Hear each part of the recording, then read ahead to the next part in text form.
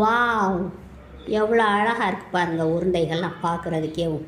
Daily 2 உருண்டை சாப்பிட்டாலே போதும். கால்சியம், அயன், விட்டமின்ஸ், மினரல்ஸ் எல்லாமே கிடைக்கும். இதில் கேப்ப மாவு 1/2 கிலோ, கொஞ்சோண்டு உப்பு போட்டு தண்ணி ஒரு டம்ளர் கொஞ்சம் கொஞ்சமாக ஊற்றி மிக்சியில் இந்த மாதிரி திரித்து வச்சுருக்கேன். இப்படி பிடிக்கிற பதமாக வரணும்.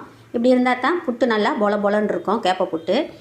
இப்போ அடுப்பில் இட்லி சட்டியை வச்சு துணியை போட்டு வச்சுருக்கேன். தண்ணி கொதிக்கவும் நாம் இந்த பெசரி வச்ச மாவை அதில் போட்டு வேக வைக்கணும்.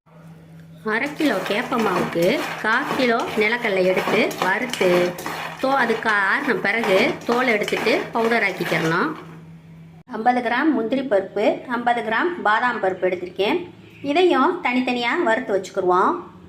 நிலக்கடலையை வறுத்து தோலை எடுத்து வச்சாச்சு. இனி இதை மிக்சியில் போடணும்.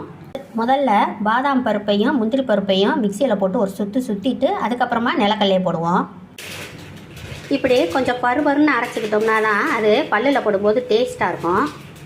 இப்போ அவிச்ச கேப்ப மாவை நம்ம ஒரு இதில் போட்டுட்டு அதில் நம்ம அரைச்சி வச்சுருக்கிற பவுடரையும் போட்டுட்டு கலந்து விட்டுறணும்.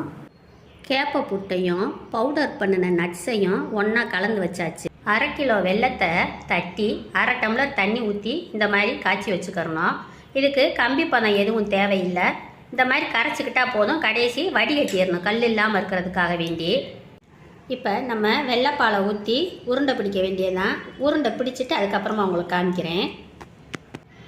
வெள்ளைப்பாலை ஊற்றி நல்லா கலந்து வச்சுட்டேன். இப்போ நம்ம உருண்டை பிடிக்க ஆரம்பிக்கலாம். ரொம்ப ஈஸியாக வருது உருண்டை பிடிக்கிறதுக்கு. பாருங்கள், அவ்வளோதான். சத்தான டேஸ்டியான சின்ன பிள்ளையிலேருந்து பெரியவங்க வரைய யார் சாப்பிட்டாலும் ஈஸியாக டைஜஸ்ட் ஆகக்கூடிய வகையில் வெல்லம் சேர்த்துருக்கிறதுனால ஈஸியாக டைஜஸ்ட் ஆகிரும். ஒரு அருமையான ஒரு உருண்டை ரெடி ஆயிடுச்சு. நீங்களும் செஞ்சு சாப்பிட்டு பாருங்கள். கமெண்ட்டில் சொல்லுங்கள். Thank you friends.